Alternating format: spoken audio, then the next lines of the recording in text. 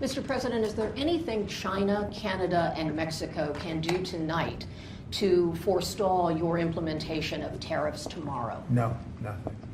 Not right now, no. Not a negotiating tool? No, it's not. No, it's a pure economic. We have big deficits with, as you know, with all three of them.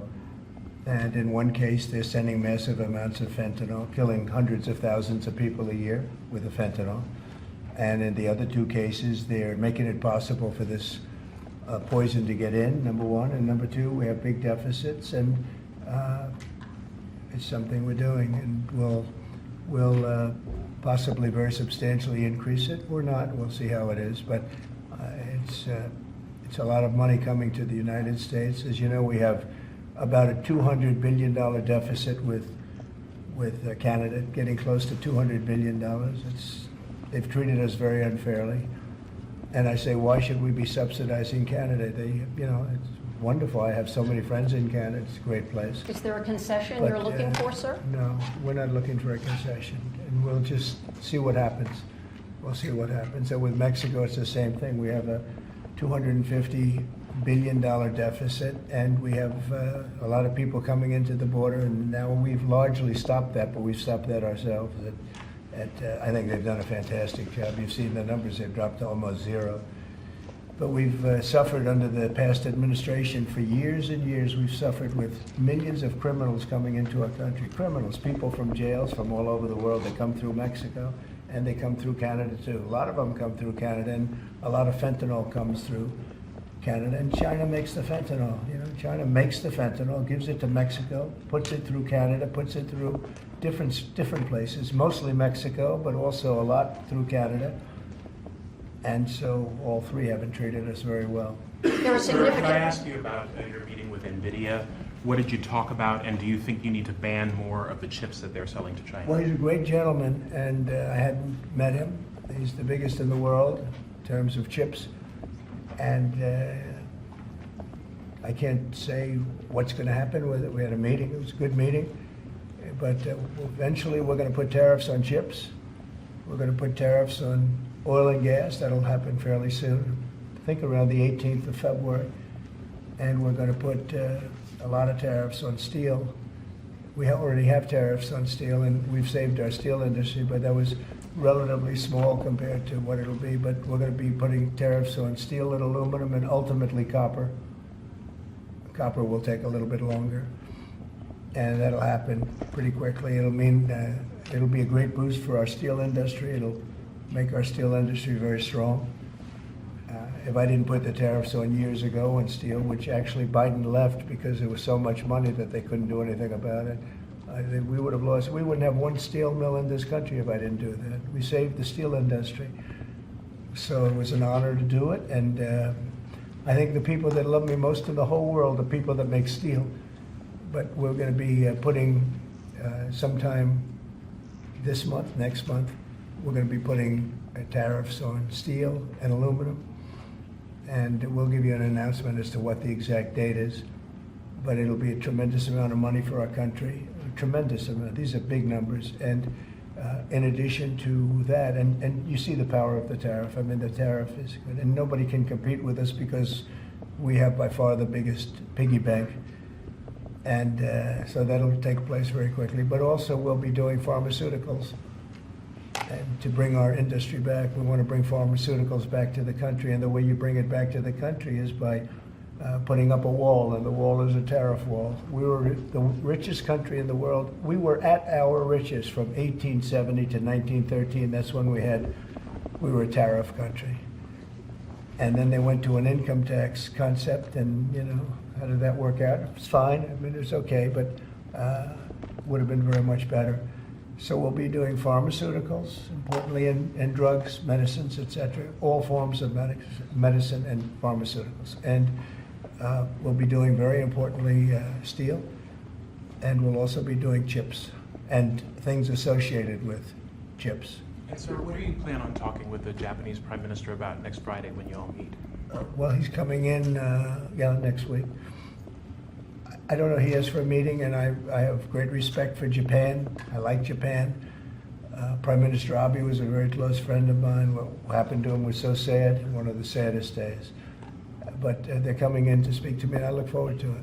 Mr. President, on the crash, do you have any concerns that your commentary about things you have described as common sense or your observations could in any way interfere with the thorough investigation of the crash? No, I think they'll do an investigation. It'll probably come out the way I said it. I like to put it up front. I'm so tired of listening to things happen to our country and then people say we'll do an investigation and 3 years later they come out with a report that nobody looks at. Especially, not in all cases can you do that, but in this case, you know, you had a helicopter that was, the Black Hawk was too high. It was above the 200 limit by double. Shouldn't have been there. And there were some other mistakes made too, and I pointed them out also, and I was right on all of it, but they'll still do an investigation just to check it out, but I think As that's what Commander-in-Chief, are you at all concerned about opining about the Army and the conduct of that aircraft when you are Commander-in-Chief and these are the people who report to you and there is an investigation ongoing? This was all caused by bad rules, regulations, and other things by Biden, the What Biden tells you that, sir? administration.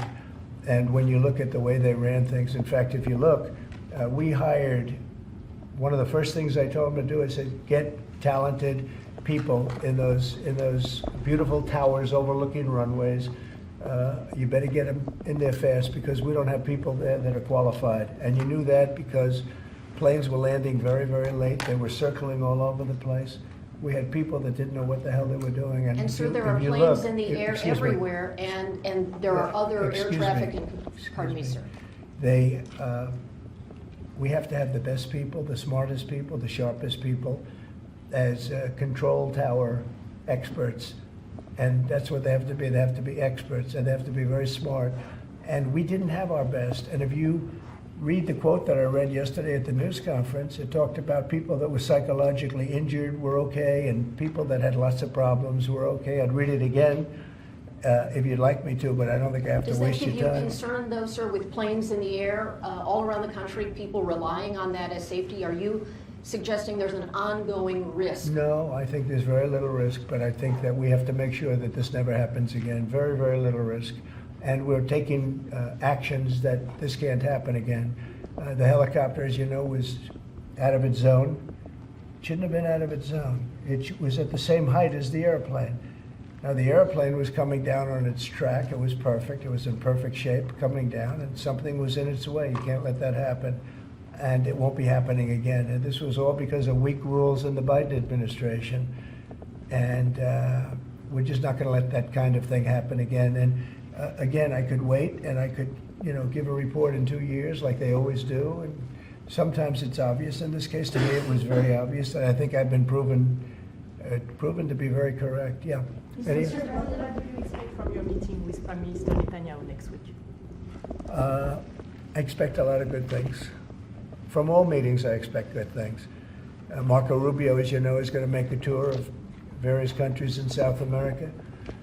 He's going to be meeting in Panama, where Panama's treated us very badly. They gave him, rather foolishly, a thing called the Panama Canal, the most expensive project we ever built, if you look at today's numbers.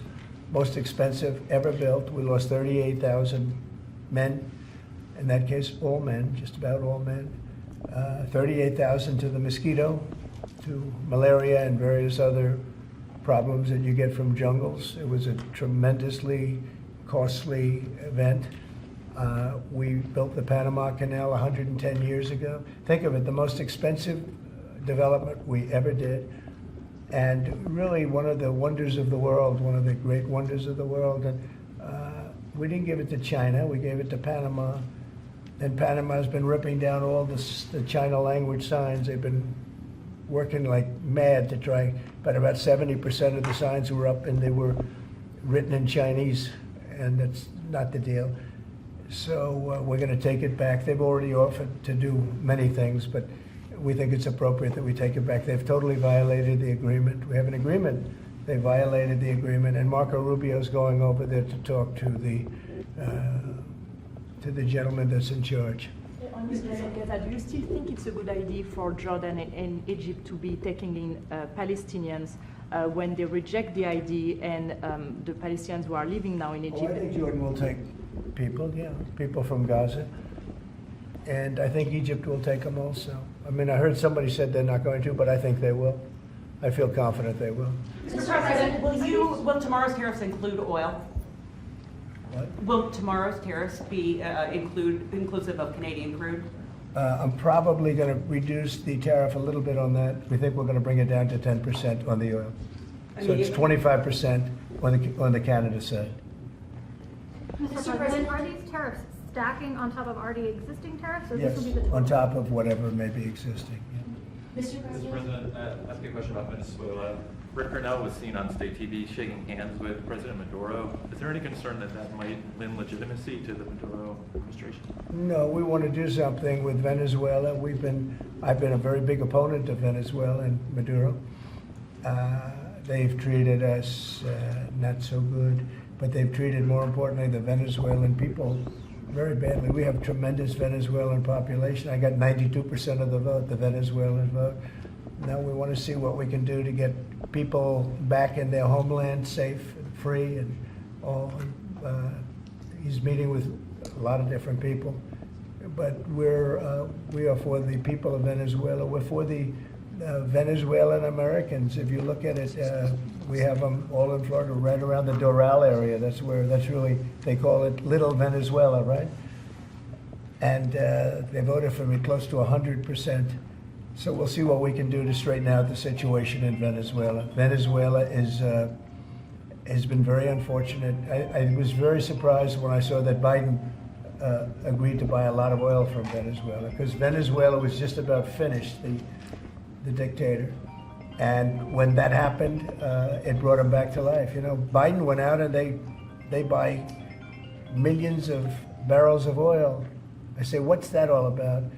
So we're not going to let that stupid stuff happen. So we'll see what happens. We're not happy with Venezuela. We don't like the way they've treated the Venezuelans at all. Mr. President, there have been some